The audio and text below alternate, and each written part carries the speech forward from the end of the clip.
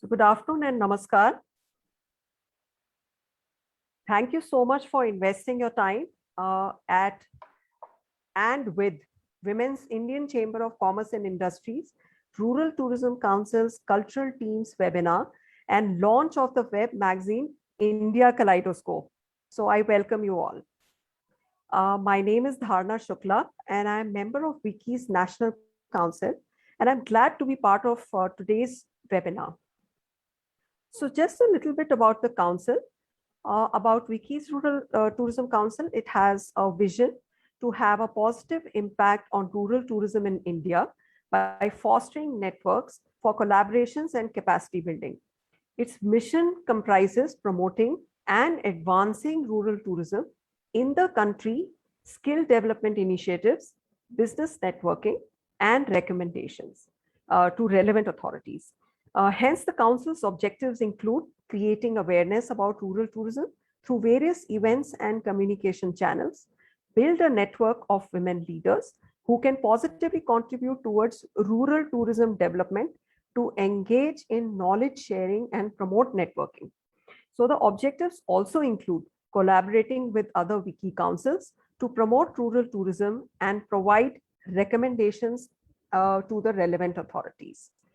So today is a momentous occasion as WICCI Rural Tourism Council's cultural team launches its bi-monthly audiovisual magazine in collaboration with the INDUS Band Foundation, and this magazine is called India Kaleidoscope. This magazine will showcase the unique beauty of rural India, especially the art, culture, and the environment of rural India for the awareness of tourists and rural people. Rural people need to be made aware of existence of their own wonderful culture and its diversity. This session is being particularly held in solidarity with the upcoming COP26. Hence, the hashtag for this session on various platforms will be hashtag climate change. So we have an amazing panel for this launch. Before introducing the panel, I would like to take the opportunity to thank WICCI's National President, Ms. Sahana Ahmed, for her immense contribution, encouragement, and spearheading the Council in its various initiatives. I would also like to thank INDUS Band Foundation for collaborating with WICCI's Rural Tourism Council for release of India Kaleidoscope. Before we begin with the proceedings today, I would like to give you an idea of what to expect in the next hour or so. I will take a few moments to introduce our guests, speakers briefly in the beginning and in detail before their turn to speak. Then honorable members of the panel will be requested to put forward their thoughts, highlighting their work and experience. We request the audience to keep your mics on mute for an uninterrupted session. Next, today's session's recording will be accessible through the same link you are using now, which is on the WICCI Rural Tourism Facebook page. Today's esteemed panelists are Dr. Debanjan Chakrabarti. Welcome, sir.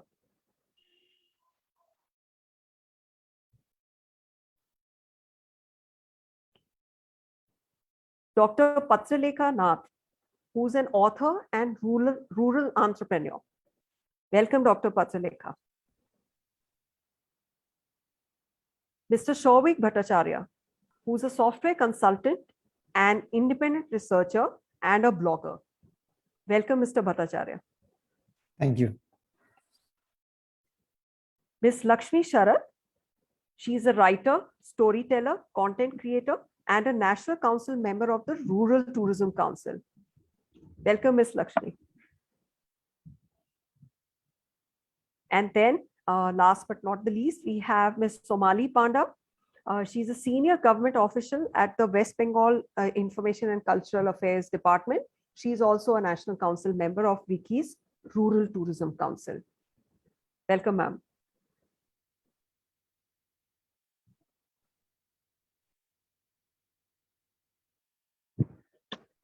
So I would like to request Ms. Somali Panda, who will speak behind, this whole concept behind India Kaleidoscope, what went behind the thoughts of making this bi-annual magazine, and how did you come up with this whole idea?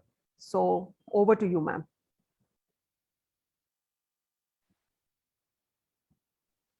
Thank you so very much. And a very good afternoon to everybody here.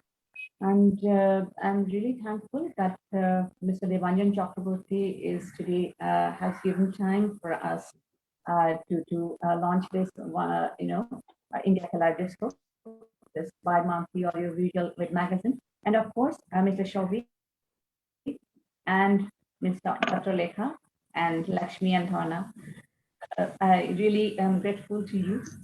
The thing is, while I was actually thinking about, coming up with some, designing some programming, we can say, from our cultural team, I thought that maybe we can come up with some, a recorded version, kind of magazine format, and kind of, where people can have access throughout whenever they want. Rather, we can archive it also, and we can get the reference as and when necessary for our future references and all. So this was primarily the idea of coming out with one magazine that way, web magazine, and of course bi-monthly, because we are really dedicated to the cause. I mean, right now, thematically, psychologically, and hypothetically, and we are committed to do it physically, and we are really hoping that we can come out happening. I just wish to read a few lines. That is the reason I have wanted this web magazine to be, in recorded format, so that that is also a kind of recorded format of my thoughts. I wish to just share with you all, as because whatever I thought, I just jotted it down over here. So India Kaleidoscope is a bi-monthly audiovisual web magazine by cultural wing of WICCI Rural Tourism in collaboration with INDUS BAND FOUNDATION. This magazine is destined to be rural India, depicting all the beauties lying at every corner of our country, naturally as a golden heritage of the rich and ancient and deep and colorful tradition we belong to. The plurality of our culture and belief and heritage that in turn has enriched us as a nation and humans on this good old earth will be celebrated through this program. The ancient knowledge, or rather wisdom, that the people of our rural areas naturally possess is so natural that they themselves are at times hardly conscious about that. And therein lies the beauty of it, I believe. This magazine will take the responsibility to conserve the glory, the beauty, the wisdom, and also to celebrate and share this treasure with the world. As a country is based on agriculture rather than technology as economic identity, culture too is here centered mostly around agriculture. The magazine will uphold the cause of conserving agriculture and thereby the nature, while it is high time to take precaution, or rather caution, in terms of conserving nature, as already the global climate change has been a prime area where we need to put all our effort and mind. It will be the major thrust area of India Kaleidoscope, also to take measures to slow down climate change by enhancing, encouraging conservation, and by creating awareness and conversation. Over to you, Dharna. Thank you, ma'am. Thank you so much. Your noble thoughts behind this magazine, I mean, they're amazing. You spoke about the cause of agriculture and nature being addressed by this magazine, and climate change being the thrust area in solidarity with the COP. So that's really noble, and I wish that this magazine, I wish you all the success first of all, and wish that this magazine makes the best difference in this world. So thank you so much, ma'am. So now I would, like to introduce our chief guest, Dr. Debanjan Chakrabarti, whom I would like to request to speak after his introduction. Thank you so much, and I'm really delighted to be with you all. Thank you, sir. Thank you. So Dr. Debanjan Chakrabarti is Director, British Council, East and Northeast India. He has over 18 years of experience in leading education, development, and cultural collaboration programs in India and internationally for British Council. In his present role, he leads on all of British Council's businesses and cultural relations work in East and Northeast India, covering 13 states and Bhutan. Having done this schooling from Ramakrishna Mission Schools in Purulia and Narendrapur, Dr. Chakrabarti is a triple gold medalist in English from Jadavpur University, Kolkata. He is a Felix Scholar and obtained his PhD in Literature and Media Studies from the University of Reading, UK. He has been a journalist and taught English and films at Vishwa Bharati University in Shantiniketan and at the University of Reading. He is a keen sportsman, an avid reader, and a cinephile who also occasionally writes for national and international publications on education, books, sports, and films. So, welcome, sir. Thank you so much. And can I just check the audio quality? I'm not particularly bothered It's whether I'm absolutely seen or fine, not. sir. It's absolutely fine. Hello, everyone, and good afternoon. Namaskar, Janai Shabaike. It's a great privilege and a pleasure, and a very big thanks to Ms. Somali Panda and everyone at WICCI and this forum and this magazine that we are about to launch here is really appropriate and timely in terms of the content and when it is being launched. Of course, as you know, the UK is hosting the UN Climate Change Conference, COP26 in Glasgow very shortly in November. And we hope that a number of key decisions that will impact our lives across the world will be impacted positively through this. The UN climate change report that was published a short while ago has been absolutely damning. I think we knew that this was going to be not a great report, but I think all of us who have been following climate change professionally or even as global citizens, we have been devastated by how shockingly precipitous the situation is with regards to climate change across the world. Of course, here in West Bengal, we have witnessed the fury of a number of cyclones of unprecedented nature in the last couple of years. Right at our doorsteps is Sundarbans, one of the world's most fragile ecosystems, and I think our best bet in our fight against climate change, but also at tremendous risk because of climate change itself. The risks to human populations, to rural livelihoods, all of it is just upon us, and I don't think we can turn away from it at all. A very big congratulations to everyone involved in the launch of Kaleidoscope. And I think hashtag climate change is here with us, and I don't think we can run away from it ourselves, and for the sake of our future generations as well.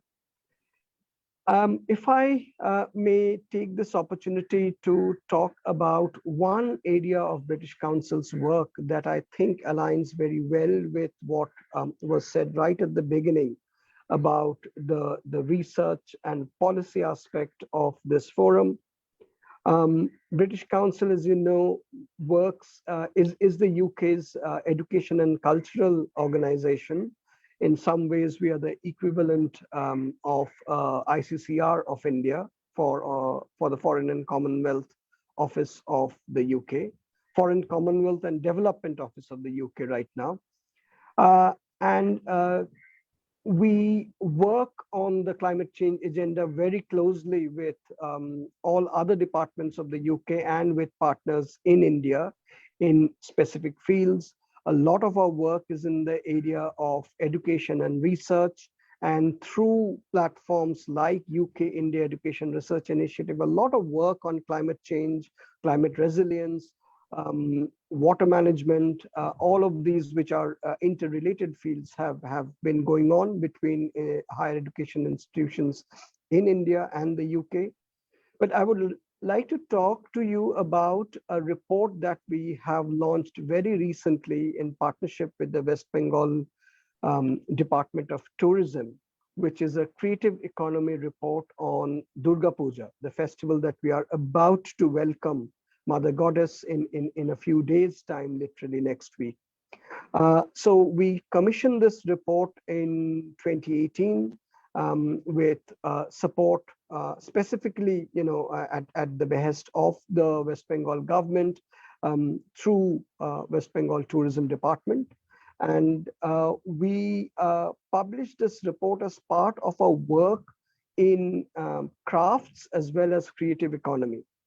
So our work in arts and culture, British Council's work in arts and culture has three distinct pillars. One is around festivals management. The other is about crafting futures. So this is to do with crafts.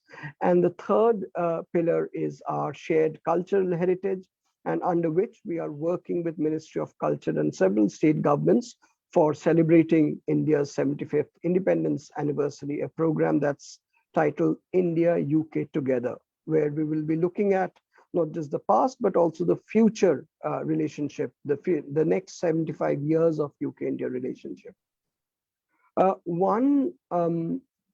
back to the Durga Puja report, but I'll zoom back a little bit more as to this creative economy approach that we have taken. So one objective of this report was to establish the economic worth of Durga Puja festival in West Bengal. But it was also about looking at 10 distinct creative industry verticals that contribute to the huge festival that Durga Puja is. And one reason why the UK government, British Council was approached is because in the UK, there is a very well-established policy platform of looking after the creative industries. So in the UK, the Department of Culture, Media and Sports has year on year done the survey that establishes the creative economy's value within the wider UK economy. And 2018 figures I just wanted to share with you. So the total value of the creative industries in the UK in 2018 was close to 112 billion sterling pounds, which is equivalent to over 300 million pounds a day. The growth of the creative industries in the UK is almost 5 times higher, more than 5 times higher actually, than the average national economic growth. So the CAG of creative industries in UK in 2018 was 7.4%, whereas the overall national economy grew by 1.4%. And I think there are reasons to believe that in India and in states across India, it's not any different. Creative industries where crafts and especially rural crafts and livelihoods are intricately related with creative industries, those areas are really deeply impacted. I mean, they contribute hugely to the creative industries, but also as a result of COVID, they've been very, very badly affected. So we have been doing a lot of research in this area. So we have produced a report that looks at the impact of COVID on crafting communities in India, on the festivals landscape in India. This is a report called Taking the Temperature Survey. So if you Google Taking the Temperature plus British Council, you will be able to look at this report, which we have done each quarter for the last year or so. On Durga Puja, we have worked with Queen Mary University of London, which is one of the top British universities, who partnered with IIT Kharagpur to produce this report. And I'll try and show you the cover of this report because it's quite spectacular. Let me see if you can see this. So this is the report that we have just launched with the West Bengal government. So the total net worth of Durga Puja on 2019 figures was to the tune of almost 34,000 crores. So the dollar equivalent of that is $4.53 billion US dollars. And we have mapped the 10 separate industry verticals within each of those, what constitutes this whole portfolio. So it has aspects like idol making, illumination art, what we call lighting, but also retail, manufacturing, crafts, publishing, films, advertising. All of it contributes to the fantastic and inclusive festival that Durga Puja is. And I think Durga Puja has been a major driver for tourism. And this, in UK creative industry terms, tourism is characterized as visitor economy. And this is one area that really drives economic equity in ways that very few other major industries can do, because tourism is one area, festivals is another, and the more we link them up, the better. I mean, these are areas which can't be done very well through robots or through artificial intelligence. You do need the human factor there at every step of the visitor economy and in the festivals economy, as well as the crafts economy, which has deep links with the rural economy. And the Durga Puja report that we have commissioned, and I would really urge you to have a look at the report yourself. It's even if I say so, I think it's rather smartly produced with lots of figures put in attractive bars and graphs, very well presented graphically. And we have seen and mapped that there are lots of forward and backward linkages. Of course, the Durga Puja celebration in Kolkata is, and all the other urban centers in West Bengal are very glamorous and glitzy with lots of energy in there. But it's not any less in the rural parts, but also the way these big pulsar events like Durga Puja really recharges the rural economy is really significant. So in the qualitative survey that we have conducted with over 30 major Durga Pujas across Kolkata, we have spoken to lots of artisans and crafts people who come and contribute to Durga Puja, from Shola artwork to all the bamboo work that you see, the illumination and the electrical lighting, and all that wonderful, exquisite decoration that we see. I mean, lot of it. I mean, and the music, the drummers, all of it. They come, most of them from the rural heartlands. But also, what is quite interesting is up to 80% of them say that the Durga Puja is the main source of their income. And I think this is quite remarkable, that how festivals such as Durga Puja, there are other festivals across India which have, we reckon, very similar impact across states and nationally. The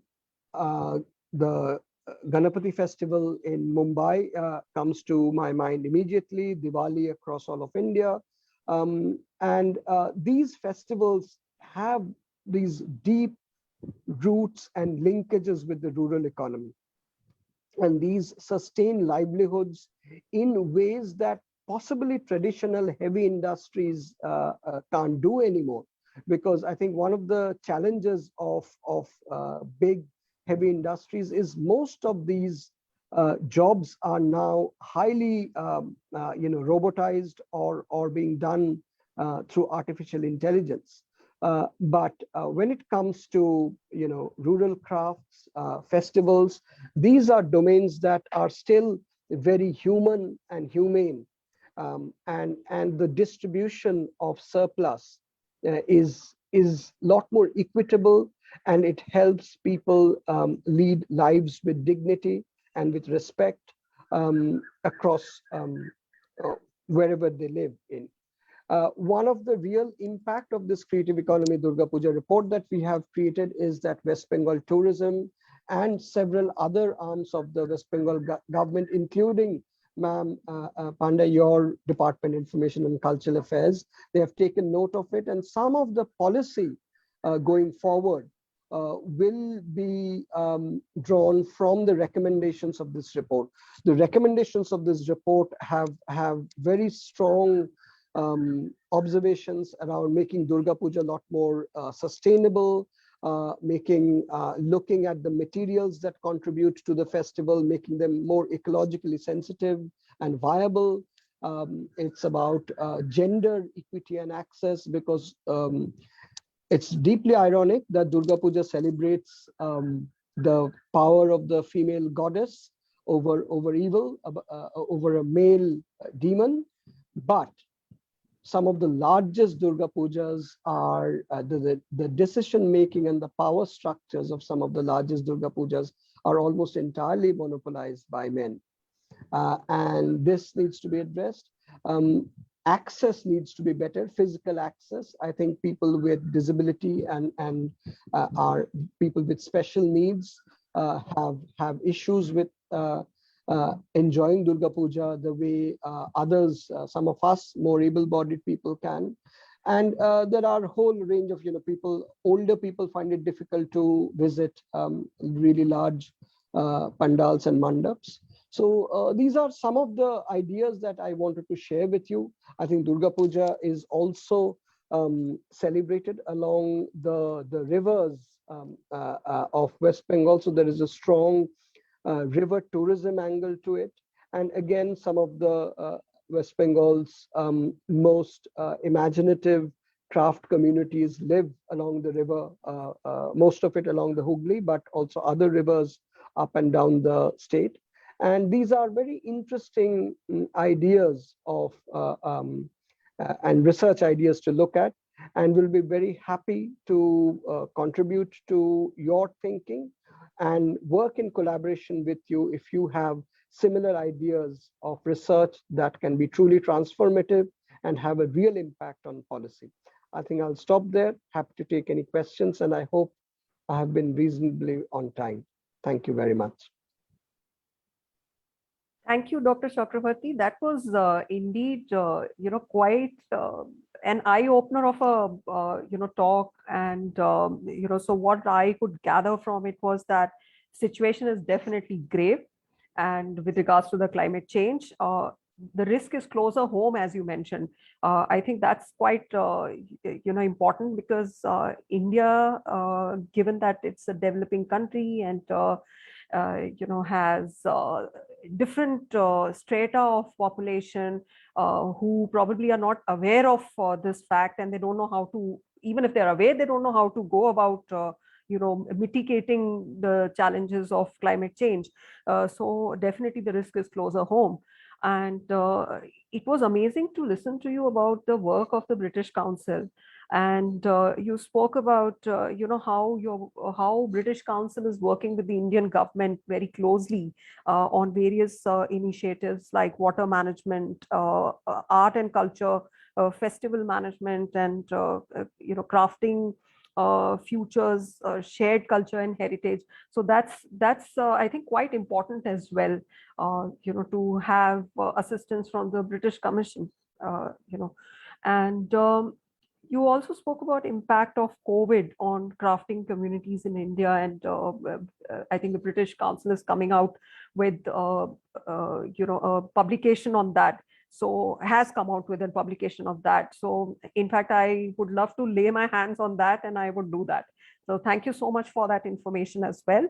The Durga Puja book, is also something that you mentioned, and you have highly recommended it to be seen and read. So definitely that's also quite commendable. And regarding people with special needs, and you spoke about the river tourism, the deep backward and forward linkages. So these are some of the very essential and key points that I've taken from your talk, and I'm immensely grateful. So thank you so much, Dr. Chakrabarti. Thank you, sir. So next, I would like to introduce our next guest. So that's just give me a moment, please. So I have Dr. Patrileka Nath with me. Yes, hello. Namaskar, ma'am. Namaskar. Yeah. So Dr. Patrileka, she was a lecturer in Bangla in a college in Kolkata. She is also an author who writes primarily in Bengali. She gave up her job to be amongst the tribe in a village in Birbhum district. Dr. Patrileka took up teaching of the Santhal children of the village, training the village women in crafts and focusing on organic farming, thus leading to setting up of her own trust called New Horizon. Her aims are to establish a cultural study center, library, and a museum exhibiting tribal instruments, weapons, and earthen utensils. So welcome, Dr. Patrileka. It's indeed a pleasure to have you with us today. Thank you. Over to you, ma'am. The New Horizon Trust, it's a newly formed organization for the development of the marginal section of the society. Is working mostly in the areas of Birbhum, densely populated by the poor tribes, mainly Santals. The trust, the New Horizon Trust, accomplish its objectives through scientifically designed program on healthcare, general education, and vocational training to those down-to-earth people. The educational programs, which are arranged exclusively for the tribal children, get inspired by the Rabindranath Tagore's educational system. It helps us search the creative talents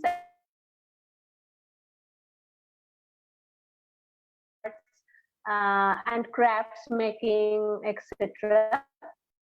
Another important focusing area on the trust is to spread the organic based cultivation system and crops also. Today, the New Horizon Trust has already been able to set up health camp where hundreds of people get opportunity to their health and have medicine.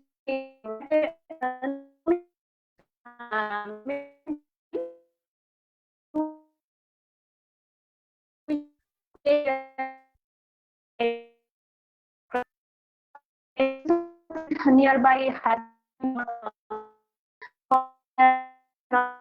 organic crops. A yearly fair has been designed where people show and sell their crafts and products and organic products also. The trust, New Horizon Trust, look forward to other people who have the notion and vision to develop the society for joining it to make this a dream to success.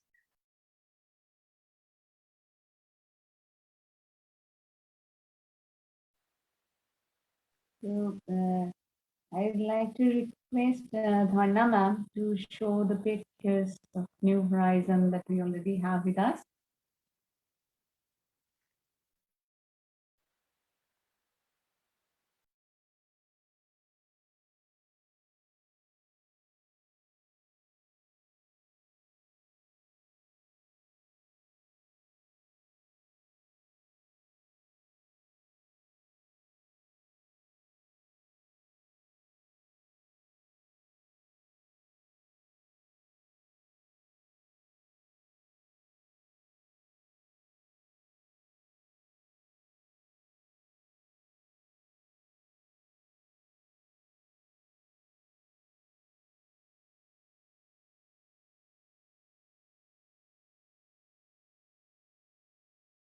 Dr. Patrileka, if you would like to speak about these pictures, you're more than welcome, ma'am. Okay, yeah, this is our camp. It is, hello? Yes, ma'am. Ma'am, I request if you can switch off your camera so it will be easier for the sound from the mic to come.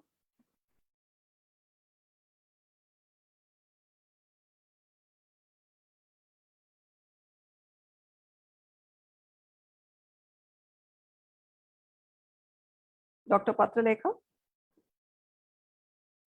Hello? So another picture, there is a health camp is there. This is a only, no, this is not.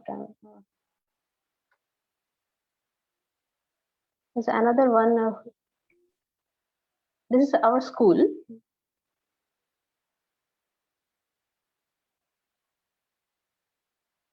This inside the camp, health camp. The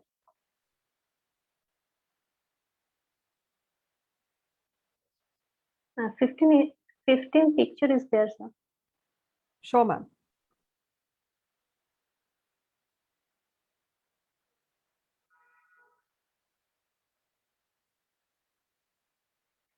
Yes, this is our health camp pictures. Please a slide forward.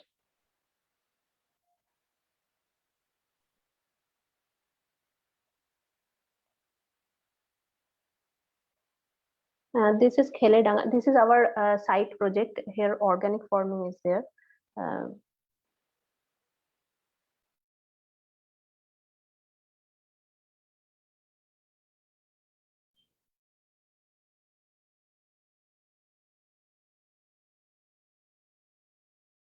This is our school. The Shawwik collection is their Praktan Vice VC of WICCI Bharati University.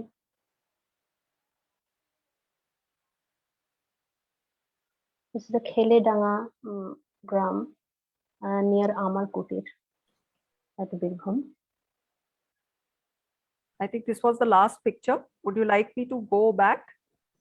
Yes, but that is not proper way to.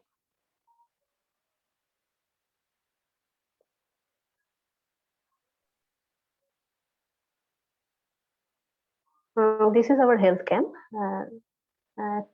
3/4 picture is there. This is our student of Sorry. our school, Nabodiganto Adivashi School. Okay. Our students.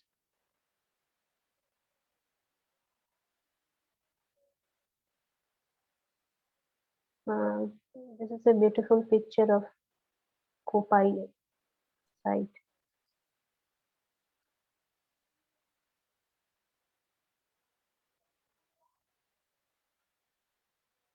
Distributed some clothes.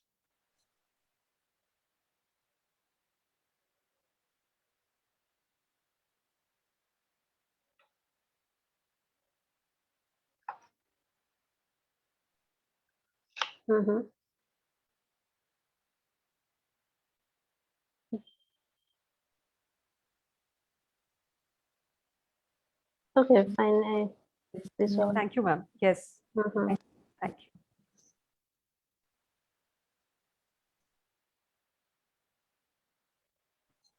Thank you, Dr. Patrileka. Thank you so much, ma'am. It's amazing to see what kind of work New Horizon Trust is doing.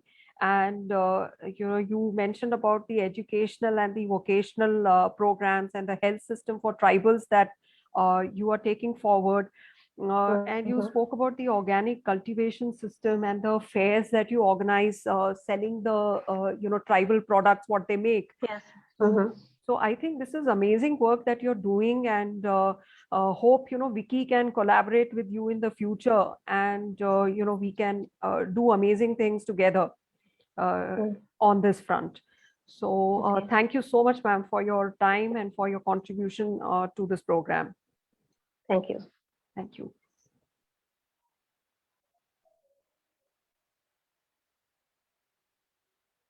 So next, I would like to introduce our next guest, Mr. Shawwik Bhattacharya. So Mr. Bhattacharya is a software consultant. He's based in Kolkata. However, his passion lies in exploring the tangible and intangible heritage of West Bengal and Kolkata in particular.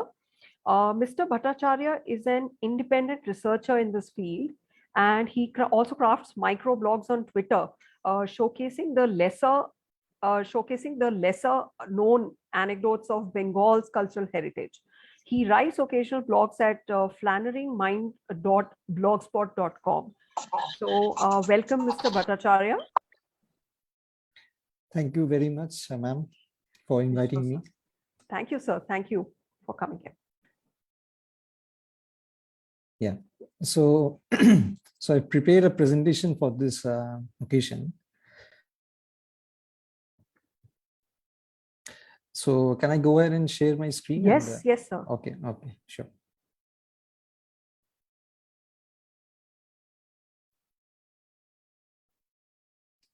I think it needs to be enabled. It is enabled, sir. So just kindly give me a moment, please. Kindly check now. Yeah.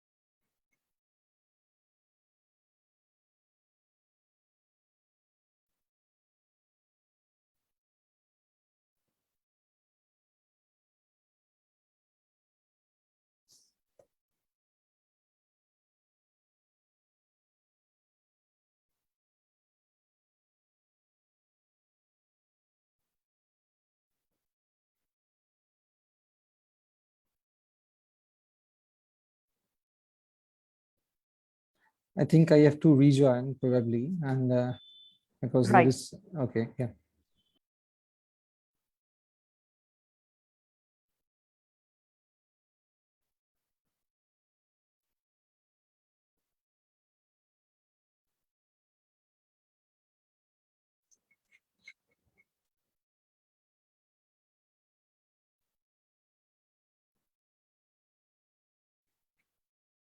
So I would like to call upon Ms. Lakshmi Sharath in the meantime that Mr. Shawwik has his connection established again. So Lakshmi, thank you, Lakshmi. So Lakshmi is a writer, storyteller, a content creator, and a National Council member of the Rural Tourism Council. And so I request Ms. Lakshmi to kindly take over, and would love to listen to your storytelling of your amazing places that you visit. So over to you, Lakshmi. Thank you. Thank you, Dharna. Is it possible if you can share the video maybe first, and then I can. Absolutely. They say a picture speaks 1,000 words. Absolutely.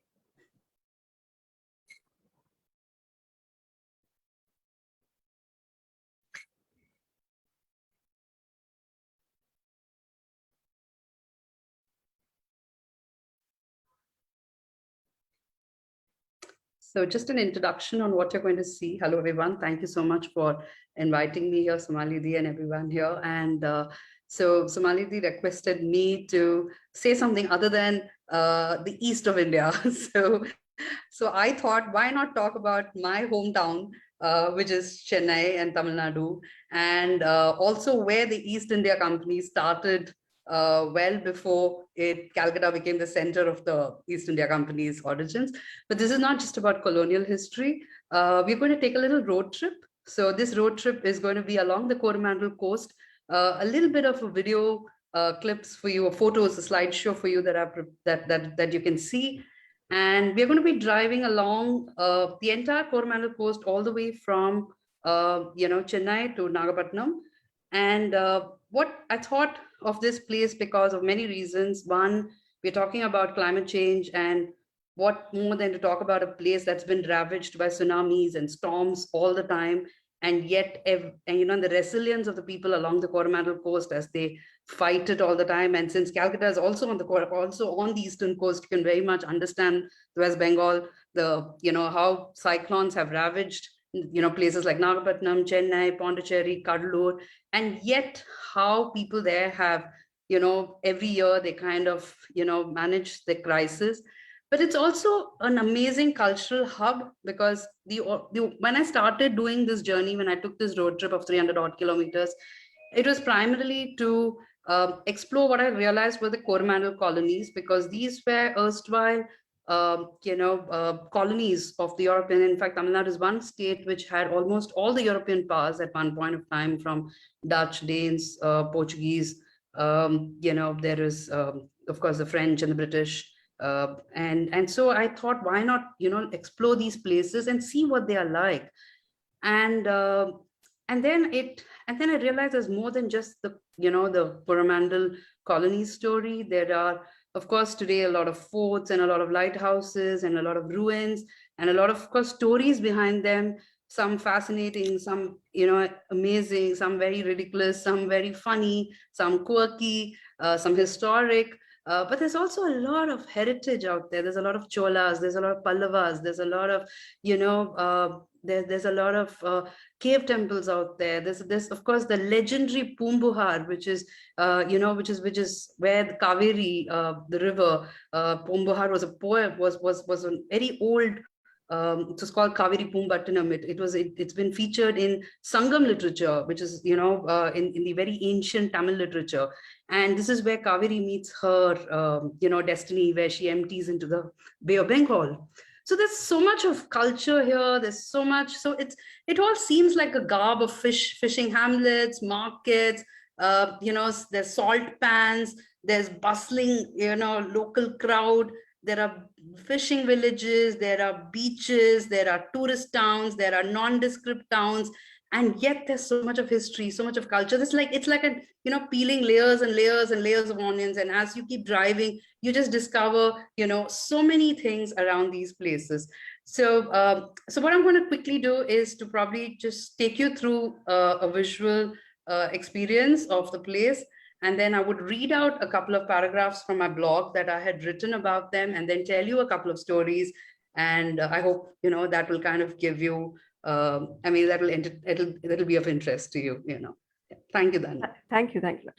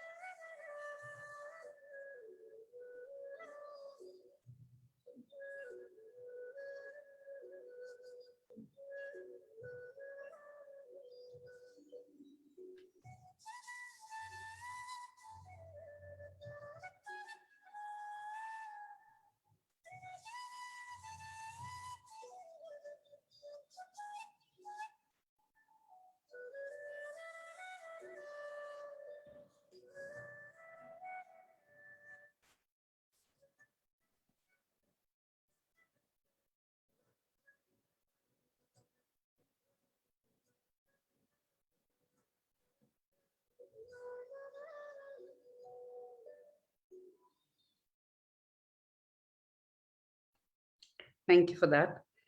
I'm just reading a couple of paragraphs from my blog before I start talking about my story. So this is from Driving Down the Coromandel Coast, Part 1, that I wrote many, many years ago. It's always been my dream to traverse down the coastline and lose myself in dusty fishing hamlets. The smell of the sea lures me. The waves tell a story of their own. Dripping with foam, they gather around my feet as my toes snuggle into the sand, refusing to let go. I stand on the edge of the shore and watch a pair of juvenile Brahmini kites dive into the sea. They miss their catch, but they continue to scoop down into the waters, until they succeed. Elsewhere, the echo of laughter drowns the rhythm of the waves. The silent shore suddenly transforms into a bustling market. The fisherfolk arrive, brightly clad with a variety of catch. The women carry their baskets while the men drag their trawlers ashore and fold their nets. The boats bob on the surface as the women display their fares. The creatures of the sea lie serenely on the colorful rags as they attract customers. Their silver scales glitter as the day's bargaining begins. It is business as usual. I catch snippets of gossip. Their loud voices, pierced with laughter, cuts through the silence. The women try to sell me the crabs and prawns, but I walk away towards the backwaters close by, where the nets are still cast by the fishermen. A Pied Piper looks down from the branch, scanning the surface for fish. I lose myself in the crowds and carry on with my journey. It's a long drive cruising down the coastline from Chennai to Nagapattinam. Along the way, several hamlets interrupt my journey as I pause by to take in the local culture. Some of these nonchalant villages once wore a cloak of a different identity. They were erstwhile thriving ports of powerful kingdoms or bustling settlements of Europeans, but are today lost in a maze of huts and fields overlooking the shores. While some became popular tourist spots, a lot remained hidden behind the garb of a simple village. My tryst with the Coromandel coast begins with a quest for these lost pieces of history. So this is what happened. I started my journey from Chennai, Madras, as I call it. They say Madras is an emotion. And Madras, those days, I'm not a historian, so I'm just a traveler. I just love stories. So let me say that right at the beginning. So I collect a lot of stories, some snippets of history, some legends, some myths, some folklore as I travel along. So Madras, I realized when I was driving down, was actually two different settlements. There was Santom, which was the Portuguese and the older settlement, and then Fort St. George, which came up much, much later with the British settling in. And they were constantly at war. And of course, the French often butted in. And this is where the journey of actually the Coromandel colonies began. And then today, a lot of people know only about, Pondicherry, which is the French, and then there's a little bit of Kadalur, there's a little bit of Nagapattinam, there's a little bit of course, Tranquebar has become a very popular place, but I wanted to look at other fascinating places. So the first spot I went was near Mahabalipuram, although this is a Pallava port, and it was not part of the Coromandel colonies, and Mahabs, as we call it, has always been a part of our childhood because ever since we were kids in kindergarten, that's where we are taken for our school excursions. But the interesting thing is I discovered another lost piece of history near Mahabalipuram in a twin town of Madras called Sadras. And Sadras was actually, the original name was Sadarangapattinam. And interestingly, you have to really give credit to your power of imagination there, because when you go to this dusty hamlet, you cannot imagine for the life of you that this was once an erstwhile battlefield in the 17th century. This is where the wars between the French and the British and any other European powers were constantly fought. Even today, you see a Dutch cemetery there, and there is, of course, the seashore, and there is but it's just lost. And that's what I was saying in my introduction, that all these, it's like peeling layers and layers of history, because when you look beyond the European history and when you look beyond the colonial history, there is an ancient history of Sadarangapattinam from the ancient rulers, the Indian rulers who were there, and their stories and their culture that they have left behind. So, and today it is just another fishing village. From Sadarangapattinam, when we were driving towards Pondi, I stopped by at another very interesting place called Alampare. Alampare is completely in ruins. It's near the backwaters. In fact, the opening that I read out was actually set in Alampare. And when you actually walk into the Alampare, you only see ruins of a fort by the seashore. And again, imagine there was a mint at one point of time here. Alampare was apparently a gift given, from one European power to the other European power for supporting them in the wars, against the Indian, against the various rulers out there. But today, when you see it, you just see like a lost little backwaters it's very quiet. It's just got a smattering of coconut trees around you. There are some fisher folk there. They take you around for a little, boat ride into the ocean. And you can just sit there and just reminisce about what it would have been like in the 16th, 17th, 18th centuries, so many years ago, when it was, when it was in the middle of, the colonial powers ruling over these areas. Another very interesting place, of course, much has been written and spoken about Pondi, so I'm not going to dwell on Pondicherry, but not many people know that Cuddalore, which was actually a British settlement. I went looking all over the place for Fort David. Fort David is where, it was a British center, and we couldn't find it at all. We went driving everywhere. We went to Old Cuddalore, we went to New Cuddalore, we went to the port area. We asked the locals, and everybody looked at me like I'm talking about something random, till such time we actually drove beyond the port, and we looked into, there was a series of buildings that looked straight out of a booth bungalow. And when I was finally walking down that stretch, we stopped the car and we just kept walking, and just lost ourselves in a medley of, ruins, trees, old houses. And then suddenly in the middle of nowhere, I saw a little board which says Fort David. And this was a dilapidated house. No one was there. It was supposed to have been under maintenance by one of the local churches, I think the Lutheran church or something like that. But imagine, this is where the British controlled the entire Cuddalore with. But there's a very fascinating story here about how, and I don't know how true this is though, but I will just anyway tell you the story. So apparently when the British landed here and they wanted to take charge, and of course Pondi at that time was under the French, they wanted to control Cuddalore. So what they did is they used, the rounds from a gun. So they would say that they would shoot it, and the area that was covered would come under them. So that is how they actually measured the land that they were actually ruling over in Cuddalore. So, so my journeys have been, so we drove from, from Chennai, we went up to, like I said, Sadurangapatnam, Alampare. We stopped at Marapakam, which was surprisingly a salt pans in the middle of nowhere. I mean, there are salt pans in Kutch, and there are salt pans down south in Thoothukudi, or Tuticorin as we call it. But imagine seeing salt pans, suddenly the entire landscape changing white. And you see locals sitting there. We even met a local who were getting married, and they were sitting and chatting with us and telling them their stories. And then from there, we walked into, and this entire area, like I said, is rich in not just in the colonial history, but also in Chola history. One of the oldest temples, which is, is there in Chidambaram. This is where, the deity here is the Nataraja that we know as Shiva in the form of the Nataraja. And also they say that the deity is, we talk about the five, the Panchabhutams as we call it. And they say there is this whole Chidambara Rahasyam, which means that it's a Chidambaram secret. And when you actually see the deity, when you go to get a, view of the deity, you don't see anything. It's empty. Basically meaning that the god here is represented in the form of, space. That is the rahasyam of that place. It's not an idol. It's actually, that's the five elements, and this is the space element that is there.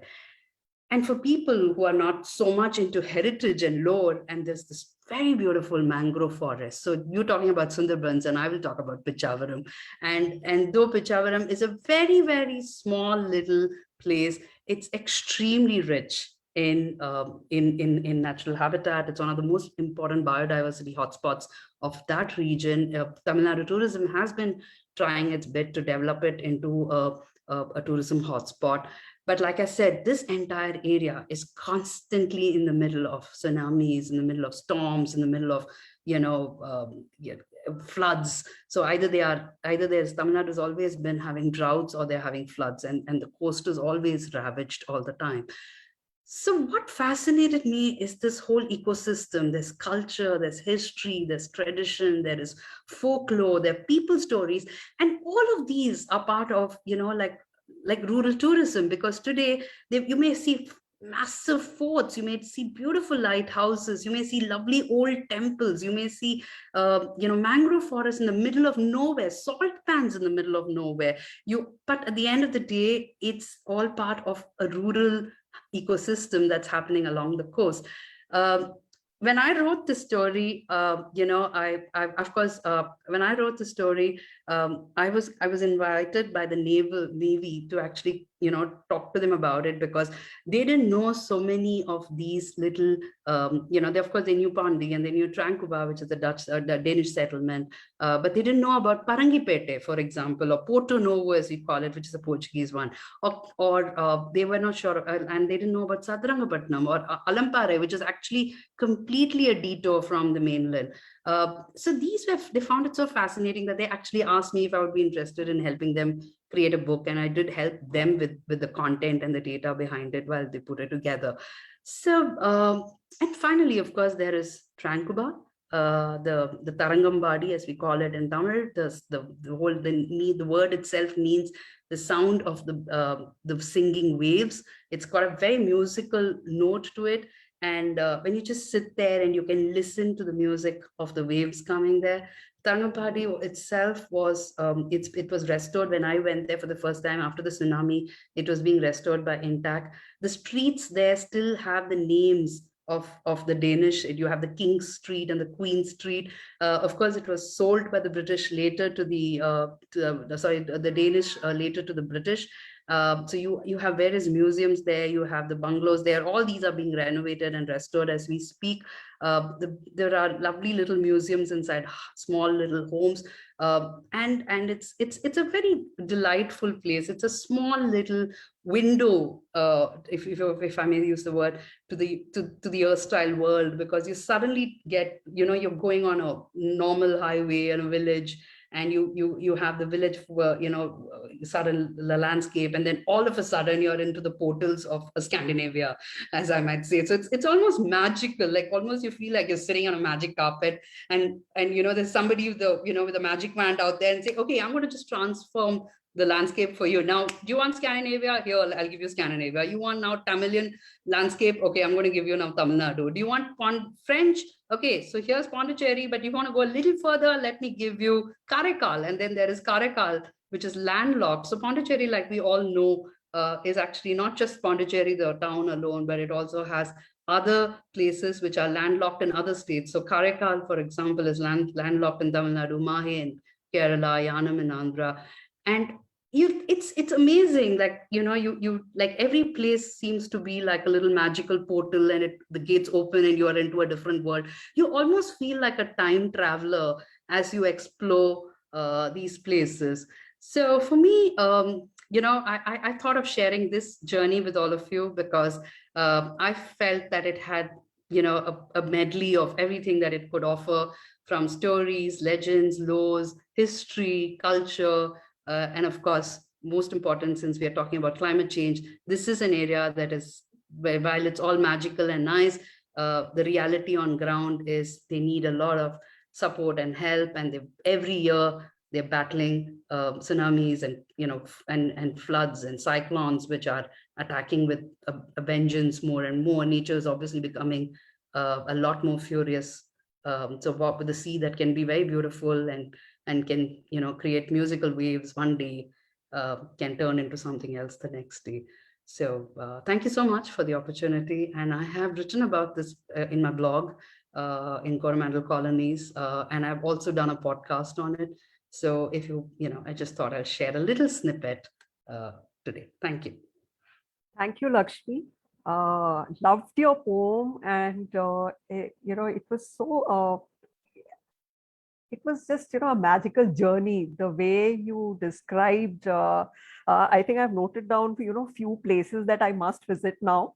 And I stayed in Chennai for 5 years, like as you're aware of. But then I feel that I've missed out on visiting these places. So thank you so much, and they are on my to-do list now. So definitely, if I get a chance, I'll visit these places. So thank you for the magical journey you took us on. Thank you. Thank you. I would request Mr. Shawwik Bhattacharya to kindly take the stage now, sir. And yeah, sure. I will just sure. Start sharing my content. Thank you so much.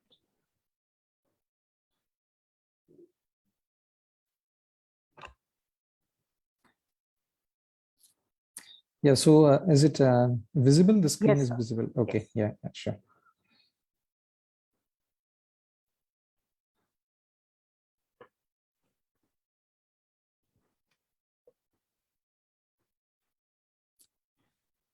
Okay, yeah.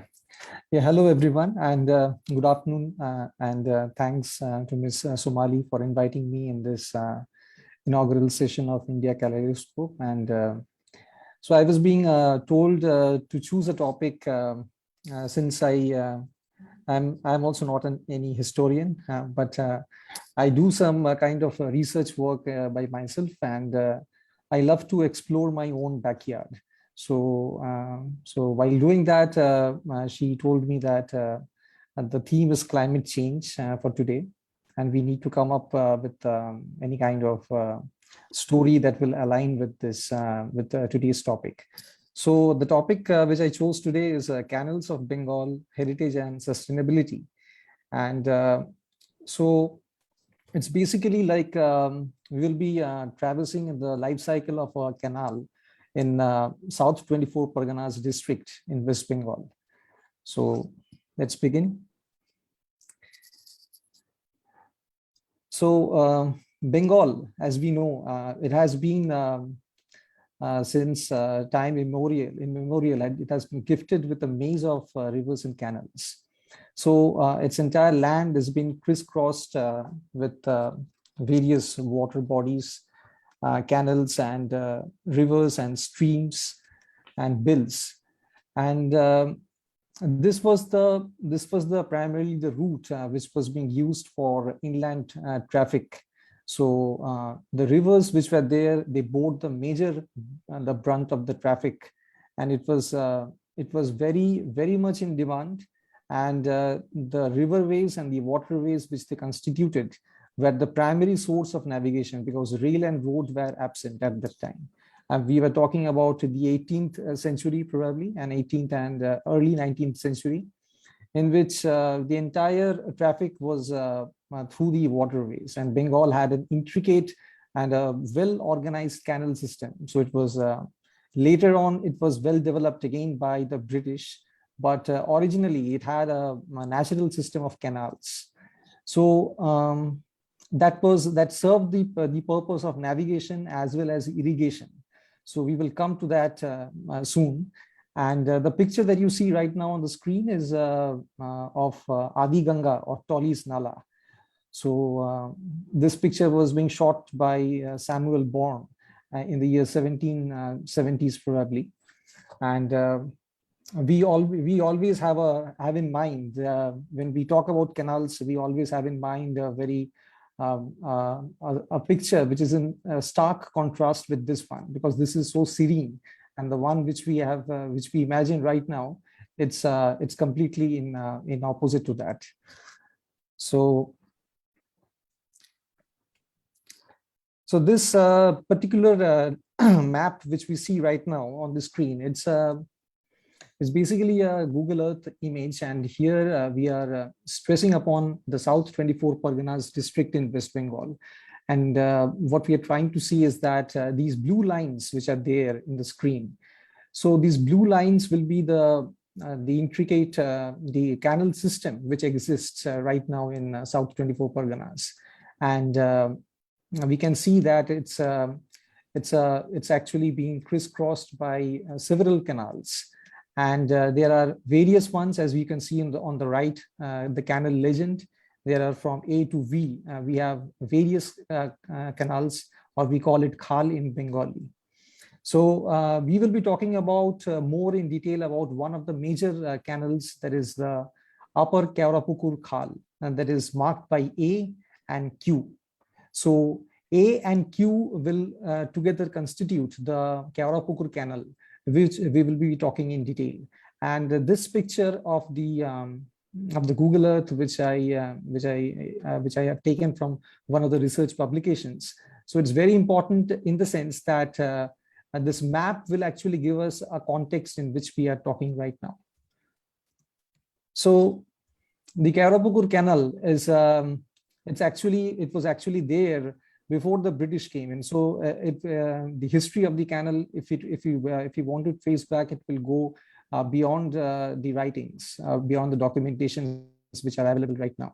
But what we know about this one is that this was a very important trade route, And the Kaurapukur Canal, which currently it flows from a place called Mograhat. Mograhat in South 24 Parganas. It will go till Taliganj in Calcutta and join in Calcutta.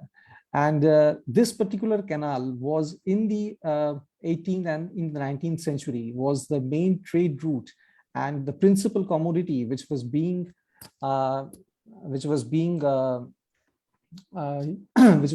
sold or was being transported via this canal was rice. So Bengal, as we essentially know, it's a rice producing area, and it's of a rich agricultural produce. We have several districts which produce the rice, and Mograhat was the principal rice mart.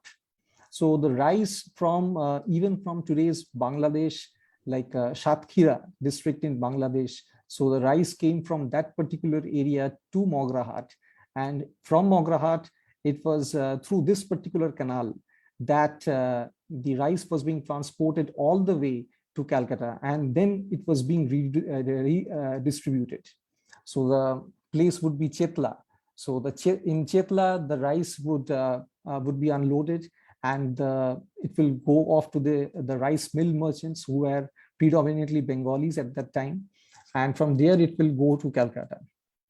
So this particular route was very essential, as we can see. And the last point which we have mentioned here is that Stevenson Moore, the collector of 24 Parganas, he wrote that in the year 1893-94, the toll collection at Mograhat Canal System was a whopping 13,478. So we can understand the importance of this route. And this photograph was being clicked by me. This is a recent photograph of the Kaurapukur Canal. So, so the importance of this Kaurapukur Canal does not end with it being the main trade route. It was also that the Christianity was being spread through this particular canal, and the Protestant missionaries in the 19th century used this particular canal to navigate the deep reaches of the South 24 Parganas district, and they had spread Christianity in that way. And even today, when we go through this particular stretch of road, so I myself, I went by car, and I was trying to just understand that there were a lot of churches, burial grounds, and convent schools out there. So it actually corroborates the fact that the British missionaries had spread the Christianity in that format. And Christmas is very, very much popular in this region. So this photo is of a church at Shojana Beria at Nepalganj Julpia Road, and it's very close to Toliganj. And Toliganj, like Calcutta or Kolkata, people can relate Toliganj very easily, even if Nepalganj Julpia Road is not very much popular. So by what means was the rice being transported, or by what was the mode of transport?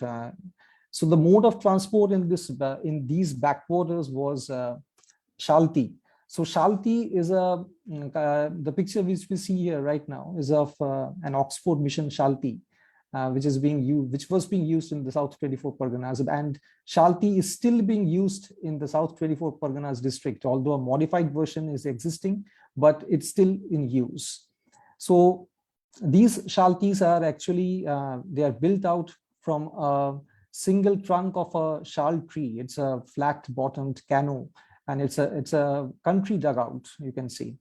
So, and the speciality of this particular Shalti is that it is actually adapted for navigating these shallow waters of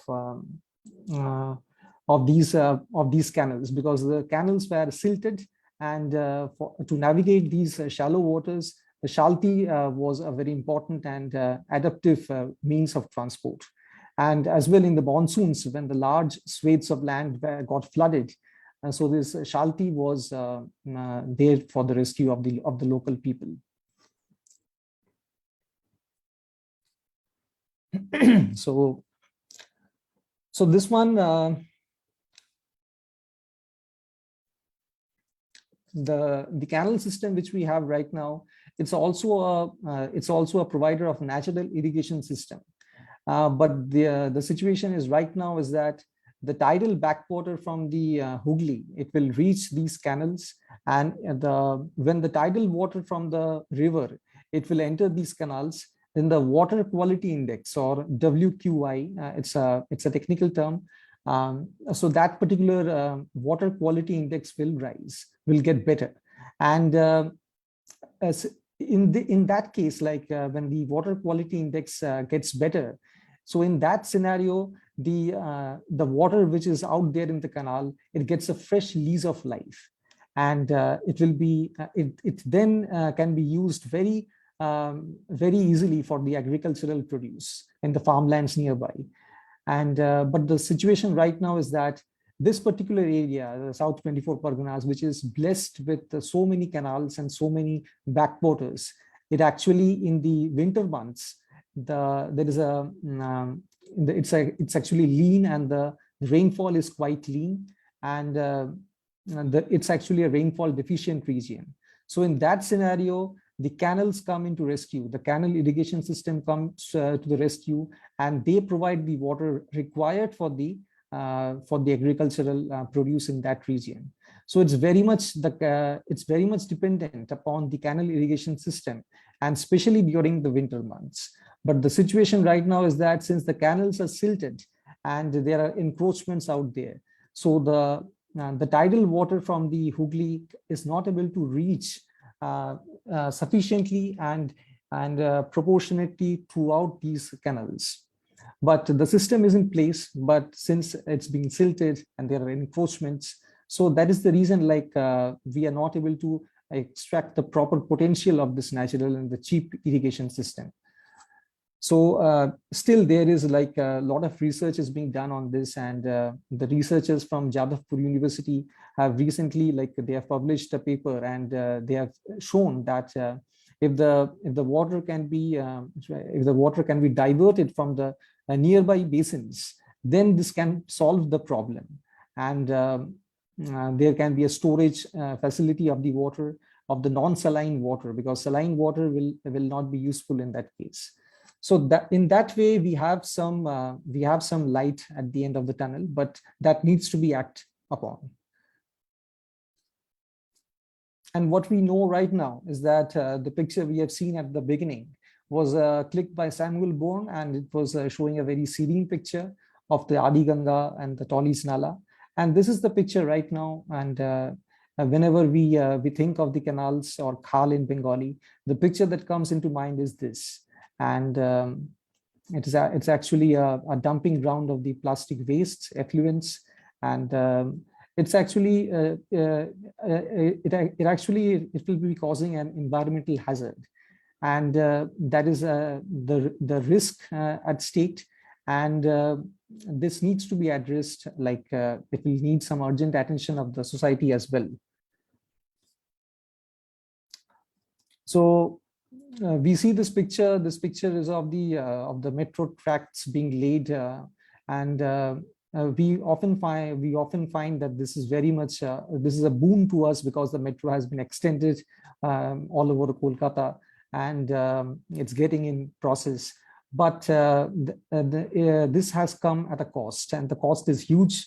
And this picture was being clicked by Jenia Mukherjee, and in one of her articles she mentions, and she's a researcher in IIT, I think, and she mentions that this particular tracks which were being laid, and the pillars which have been raised for the metro rail, so they are in accordance with the archaic section 11 of the Railway Act. So this gives the railways the power to construct any kind of construction over the Bill's waterways, and it will actually override the Environmental Safety or the Protection Act.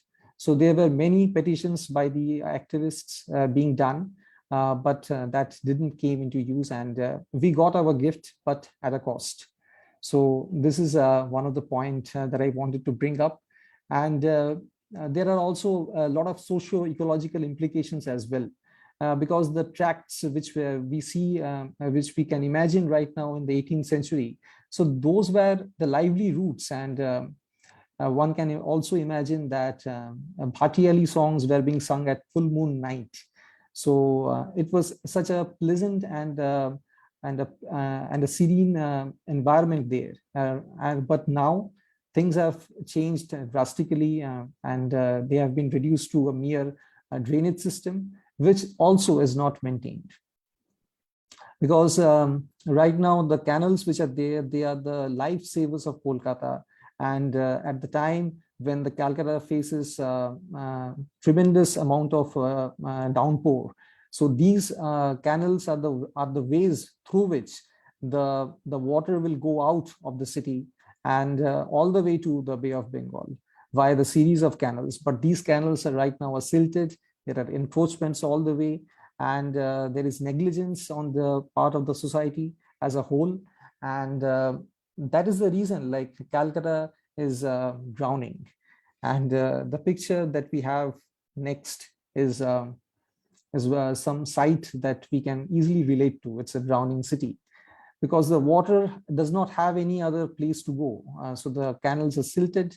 Recently there have been reports like in the north Kolkata, the Bagjola canal, they were actually pushing the water backwards because they were silted, and they do not have the capacity anymore to flush out the water from the city and transfer it to the sea. So that natural process upon which Calcutta was had its importance. So that natural process of the natural ecosystem of has been compromised, and that needs to be acted upon, and right now. So I would like to just end with one of the quotes from W.H. Auden, that thousands have lived without love, but not one without water. So we have to understand the importance of our water bodies. And just like the West have done, like we can see the examples in the West, the US, Canada, they have preserved their water bodies. And it's very vital, and it's very important for India, for West Bengal, to understand the treasure that they have and to preserve the water bodies. So that's it. Thank you. Thank you, Mr. Bhattacharya. I think that was amazing. You spoke about this inland traffic of the 18th century, and how the system of canals was so well organized, previously. You spoke about the Pukur Canal. Sorry if I mispronounced it, and you spoke about Christianity in Pukur, and the Shaltis, the flat bottom boats and how they were used, previously. Also, you spoke about how things are being not maintained properly, which is leading to the environment being degraded. So you spoke about the canals which are silted at the moment. Water doesn't have place to go. I think these are all such important points, and as humans we need to take a cue from this and do something about it before it's too late. So thank you so much for your such important inputs here at this webinar. Thank you. Thank you, sir. Thank you. So next I would like to invite Ms. Somali Panda again, who will be taking us through photos of Shanti Niketan and speak about it. Sundarbans. Sundarbans. Yes. Sundarbans. Yes. I'm sorry. What happened, I have come to know one person who loves really Sundarbans, and what happened, he is so, shy or introvert, I should say, that he actually didn't want to come over here to speak to us. He just sent me a few photographs, and wonderful photographs they are. I'm just sharing few of them with you all. And the NGO actually, he has over there in Sundarbans, and what wonderful works actually they are doing. So I'd like to request Ms. Dhana to play the slideshow of the pictures, and I'll be talking in the meantime. Right? Sure, ma'am. Thank you. Yeah, just a few words about Sundarbans in general. That Sundarbans is a mangrove area in the delta formed by the confluence of the Ganges, Brahmaputra, and Meghna rivers in the Bay of Bengal. It comprises closed and open mangrove forests, land used for agricultural purpose, mudflats, and barren land, and is intersected by multiple tidal streams and channels. 4 protected areas in the Sundarbans are listed as UNESCO World Heritage Sites. The history of the area can be traced back to 200 to 300 AD. A ruin of a city built by Chand Saudagar has been found in the Baghmara forest block. During the Mughal period, the Mughal emperors leased the forests of the Sundarbans to nearby residents.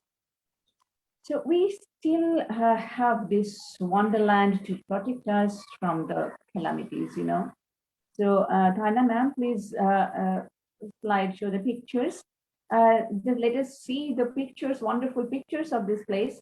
We still have this wonderland to protect us from the calamities, to feed us, to hydrate us, and to nurture our lives, culture, and to give our distressed minds solace and shelter. But the people living there are yet living the lives of uncertainty and insufficiency, basically due to the nature of land and climate that enchants the whole world. The land is not good for general agriculture, and the lives in the forest, with all its romantic beauty of or poetic panorama, the people there are devoid of poetic justice for many practical reasons. Some good Samaritans have taken praiseworthy steps and initiatives to lessen the worries of life there. Bhiman Mondal is one such Samaritan with his NGO, Patkhara Sundarban Vivekananda Seva Samiti, working really hard there. He has sent us these beautiful photographs to share with you all today. His sense of beauty is working apart from his photography also, and his Jolibari that we could see just right now. The wonderful pictures. Yes, this is Jolibari, the riverboat actually he has built is an example of that passion of that Good Samaritan, Bhiman Mondal. We are really grateful to him that he has shared all these beautiful pictures for us. And especially if we are not saying something on Sundarbans, it would have been, incomplete to say something about climate change and all. So this is yes, these are all wonderful pictures of that areas, the beauty, and it has tremendous, possibility of rural tourism. Of course, you can understand. And the women there, they are so hardworking and so, yes, these are the women there. See there, this is one picture just after the Amphan cyclone, and they are now, they were just standing, yes, in queue for the assistance that was actually supplied from this wonderful NGO that I already mentioned. So this is it for now about Sundarban. This is also one picture of Jolibari. You can see this is wonderful and beautiful, and cleanliness is very much there, and all kind of hygiene is maintained over there in terms of water, in terms of living over there. So I actually have asked this NGO to be in touch. We have a plan to collaborate and work further in this area of Sundarbans. Thank you so much, Hannah ma'am. Thank you, ma'am.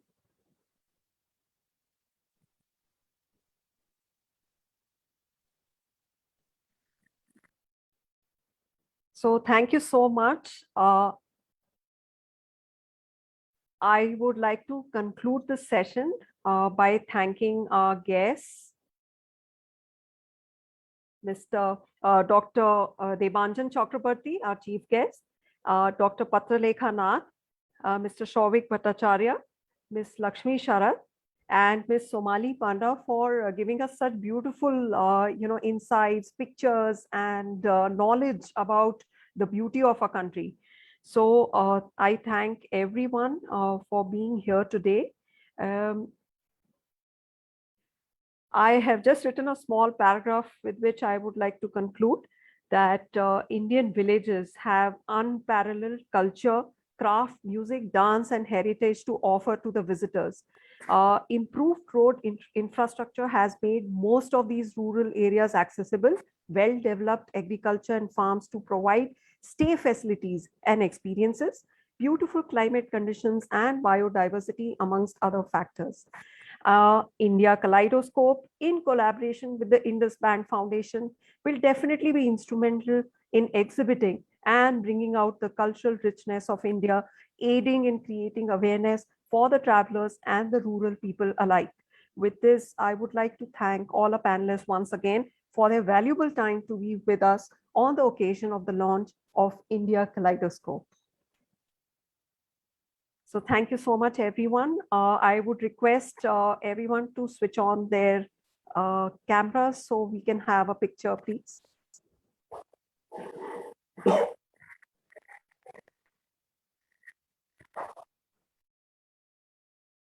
Thank you.